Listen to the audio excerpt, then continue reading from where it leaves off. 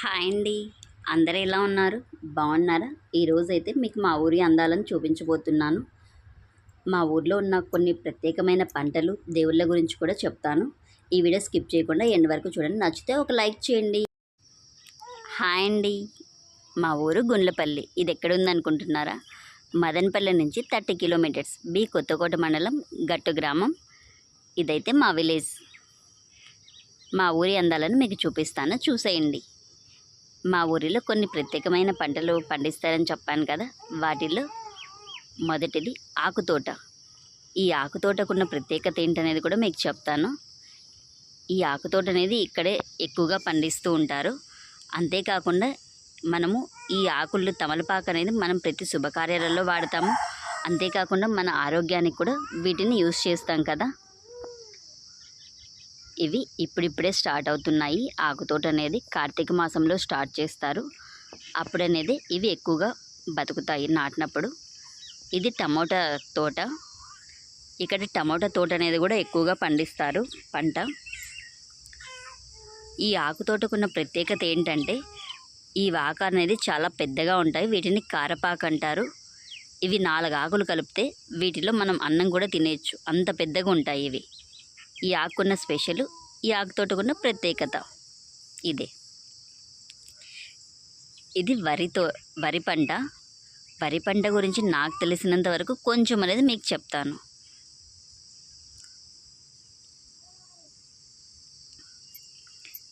ఈ వరి అనేది ఫస్ట్ మనం వడ్లు చల్లిన తర్వాత నీళ్ళు అనేది నిలవ కడతారు కదా, అది మా ఊరి గుడి, సుబ్రహ్మణ్య స్వామి గుడి. ఇక్కడ టమోటా తోట అనేది మీకు ఎక్కువగా పండిస్తూ ఉంటారండి. ఇటు సైడు ఇక్కడ మదనపల్లిలో టమోటా మార్కెట్ కూడా ఉంది. అందరికీ చాలామందికి తెలిసే ఉంటుంది మదనపల్లి టమోటా మార్కెట్ అనేది. ఇక్కడ టెంకాయ చెట్లు కూడా ఎక్కువగా కనిపిస్తూ ఉంటాయి మీకు ఎటు సైడ్ చూసినా కూడా.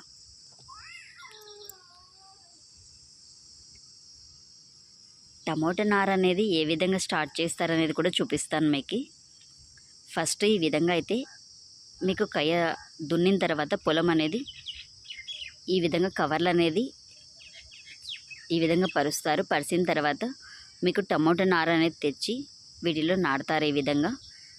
ఇదైతే వరికి సంబంధించింది. ఫస్ట్ చెప్పాను కదా, వడ్లు చల్లిన తర్వాత ఈ విధంగా నీళ్ళని నిలవ కట్టి కొద్ది రోజులు వీటిలో వరి మొలకొచ్చిన తర్వాత మళ్ళీ వాటిని తీసి ఈ విధంగా నాటుతారు. వరి తోట అనేది నాకు తెలిసింది మీకు చెప్తున్నాను. ఇదైతే వరి తోట. ఇకపోతే చెరుకు తోట అండి. ఈ చెరుకు తోట అనేది కూడా చాలా ఫేమస్ మా ఊరి సైడు. చెరుకులో 2 రకాలు ఉంటాయి కదా, నల్ల చెరుకు, తెల్ల చెరుకు అనేది. ఇక్కడ తెల్ల చెరుకు అనేది ఎక్కువగా పండిస్తారు. ఈ చెరుకు అనేది ఇప్పుడిప్పుడే స్టార్ట్ అవుతుంది. ఇవి చిన్నగా ఉన్నాయి చెట్లు అనేది. ఇది మొత్తం చెరుకు తోట. చెరుకు అనేది ఈ విధంగా ఉంటుంది. ఇలా పండిన తర్వాత జనవరి, ఫిబ్రవరిలో ఇది గానికి కూడా ఆడిస్తారు. ఇక్కడ చిన్న చిన్న ముద్దలు కాకుండా 1.5 కేజీ ముద్ద అనేది చేస్తారు గానికి ఆడిచ్చిన తర్వాత. ఇది సీతాఫలం చెట్టు. సీతాఫలం కస్టర్డ్ ఆపిల్ అంటారు. సీతాఫలం అన్నా కూడా అందరికీ తెలిసే ఉంటుంది కదా. ఈ సీతాఫలం అనేది కూడా మా ఊరి సైడు ఎక్కువగా ఉంటాయి. ఎటు సైడు చూసినా ఇండ్ల పక్కన కూడా ఉంటాయి. కాయ అనేది ఇప్పుడిప్పుడే చిన్నగా స్టార్ట్ అవుతుంది. ఈ సీతాఫలాన్ని ఎక్కడెక్కడో చుట్టుపక్కల పల్లెల వాళ్ళు వచ్చి కూడా కోసుకెళ్ళి అమ్ముతారు. మనం మామూలుగా టౌన్లలో అయితే కేజీ 70, కాయను బట్టి రేట్ కూడా అమ్ముతూ ఉంటారు కదా. మాకైతే ఆ భయం లేదు, ఫ్రీగా ఎన్నైనా తినేయచ్చు. కాయలు చూడండి చెట్టు నిండా ఉన్నాయి. ఇది చెండుమల్లె తోట. పూలు కూడా పండిస్తూ ఉంటారు. చెండుమల్లి, కనకాంబరాలు, కదిర్జాజి అవి కూడా ఇక్కడ ఎక్కువగా పండిస్తూ ఉంటారు. మా ఊర్లో జంగందేవతలని ఒక ఫేమస్ గుడి ఉంది. ఆ గుడి గురించి నాకు తెలిసినంత వరకు ఈ ఊర్లో వచ్చినప్పుడు మా అత్త వాళ్ళ అమ్మగారు నాకు అనేది చెప్పారు. ఈ ఊర్లో జంగందేవతలు అనేది ఫస్ట్ ఇక్కడికి చింతపండు అమ్మడానికి వచ్చారంట. ఆ దేవత భర్తలు అనేది వెళ్ళి రాలేదు, మళ్ళీ తిరిగి రాలేదు. అప్పుడు ఈ దేవతలు అనేది ఇక్కడ విగ్రహాలుగా ఉండిపోయారంట. దాని తర్వాత వాళ్ళు తిరిగి వచ్చిన తర్వాత వాళ్ళు కూడా ఈ ఊరికి విగ్రహాలుగా ఉండిపోయారు అలాగే దేవుళ్ళలాగా. అలా ఉండిన తర్వాత ఈ ఊరిని కాపాడుతూ వచ్చారు. మీకు ఆ గుడి కూడా చూపిస్తాను, జంగం దేవతలది. ఇది గంగమ్మ గుడి. గుడి అంటే చిన్నగా ఉంటుంది. ఇది ఎందుకు చూపిస్తున్నానంటే ఇక్కడ వినాయక పండగ రోజు టెంకాయలు కొడతారు కదా, మామూలుగా ఇక్కడ టెంకాయల పండగ అంటారు. ఆ పండగ రోజు ఇక్కడ ఉన్న ప్రతి దేవుళ్ళకి టెంకాయలు కొడతారు. ఈ గంగమ్మ గుడికి కూడా వచ్చి టెంకాయలు కొట్టి, ఎందుకంటే పంట బాగా రావాలి అని చెప్పి ఈ దేవతని కూడా పూజిస్తారు. ఇది మొక్కజొన్న. ఇది మొక్కజొన్న అండి.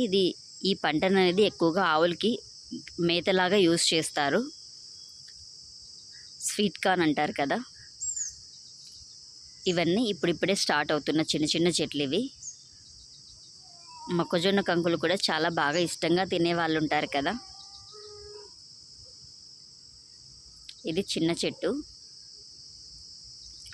టమోటా చెట్లను మీకు ఫస్ట్లో చూపించాను కదా, అలా చెట్లు పెద్దవైన తర్వాత ఇలా కట్టెల సాయంతో దారంతో కడతారు. ఎందుకు ఇలా కడతారంటే ఆ చెట్టు అనేది కింద ఉండిపోయినప్పుడు కాయ కుళ్ళిపోతూ పాడైపోతూ ఉంటుంది కదా, అలా పాడైపోకుండా ఈ విధంగా కట్టెల సాయంతో దారంతో కడతారు. చిన్న చిన్న కాయలు. ఈ తోట అనేది ఇలా ఉంటుంది. మా ఊరి సుబ్రహ్మణ్య స్వామి గుడి చూపిస్తాను. ఇది ఎంట్రన్స్, గజస్తంభము. ఈ సుబ్రహ్మణ్య స్వామి గుళ్ళో అనేది దీపావళి రోజు కొంతమందికి నోములు ఉంటాయి కదా, చాలా వరకు ఆ నోముల రోజు ఇక్కడ దీపావళి రోజు చాలా బాగా చేస్తారు కళ్యాణము, సుబ్రహ్మణ్య స్వామి కళ్యాణము. ఇవి స్వామివారి పాదాలు.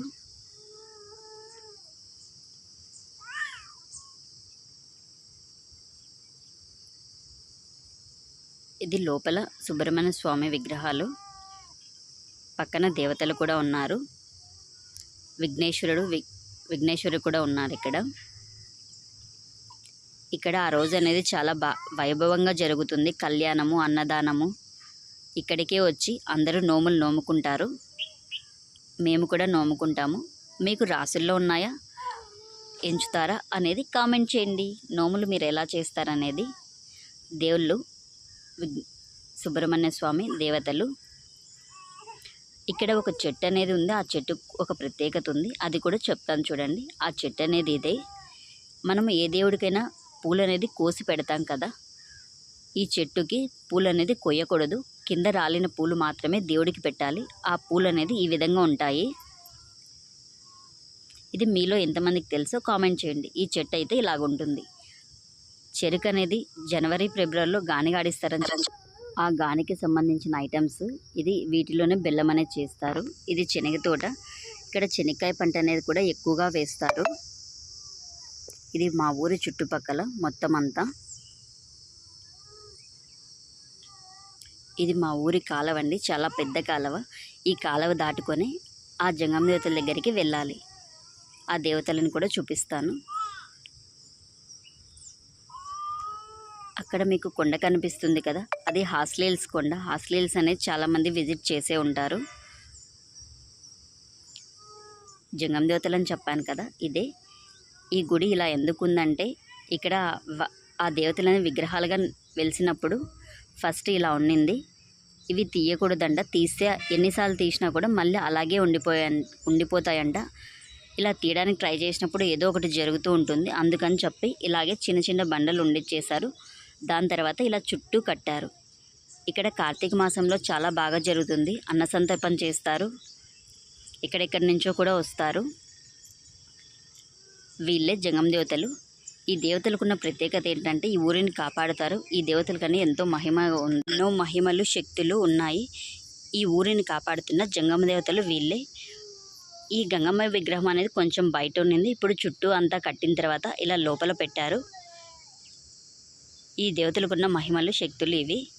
అంతేకాకుండా జీవి చెట్టు అని మీకు నాగల చవితి రోజు పోస్ట్ చేశాను కదా, ఆ చెట్టు ఇదే. ఈ చెట్టుకు కూడా ఎన్నో తరాల చరిత్ర ఉంది. ఇక్కడ నాగల చవితి రోజు ఈ విధంగా చేస్తారు.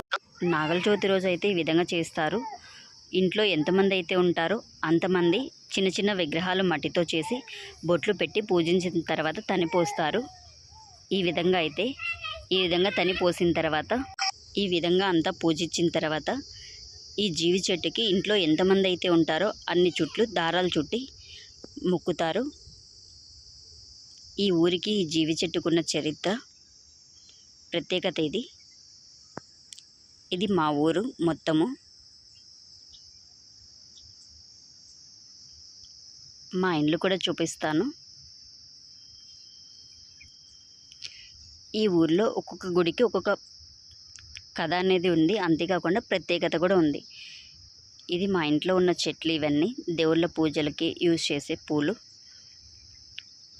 ఈ ఊళ్ళో అనేది ఎవరు పడితే వాళ్ళు ఉండరండి, మొత్తం అంతా మా క్యాస్ట్ మాత్రమే ఉంటారు. క్యాస్ట్ గురించి ఉద్దేశించి చెప్పాలని కాదు, వేరే వాళ్ళు నాన్ వెజ్ తినేవాళ్ళు ఈ ఊర్లో వచ్చినా ఉండలేరు. ఒకవేళ ఉన్నా కూడా ఫస్ట్ ఎవరో ఉండేవాళ్ళంట. వాళ్ళు ఉండడం వల్ల వాళ్ళకి ఏదో ఉన్నప్పుడు ప్రతి అడ్డంకులు లేదా ఎవరో ఒకరు చనిపోవడము, ఏదో ఒక కీడు జరగడం అలా ఉండేదంట. అలా ఉండడం వల్ల ఈ ఊర్లో ఎవరు ఉండలేదు, ఓన్లీ మేము మాత్రమే ఉంటాము. 45 ఇండ్లు మాత్రమే ఉంటాయి ఇక్కడ. అది కూడా అంతా రిలేటివ్స్ మాత్రమే. వీళ్ళే దాయాదులు అంటారు కదా, వాళ్ళు మాత్రమే ఇక్కడ ఉంటారు. అందుకే ఈ ఊరికి జంగం దేవతలని ఎంతో ప్రత్యేకంగా పిలుచుకుంటారు ఆ దేవతల్ని. ఇదైతే మా ఇండ్లు.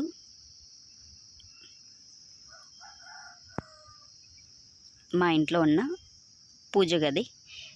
ఈ వీడియో కనుక మీకు నచ్చినట్లయితే లైక్ చేయండి, షేర్ చేయండి, సబ్స్క్రైబ్ చేయడం మర్చిపోకండి. పక్కనున్న బెల్ ఐకాన్ని క్లిక్ చేయండి. Thank you.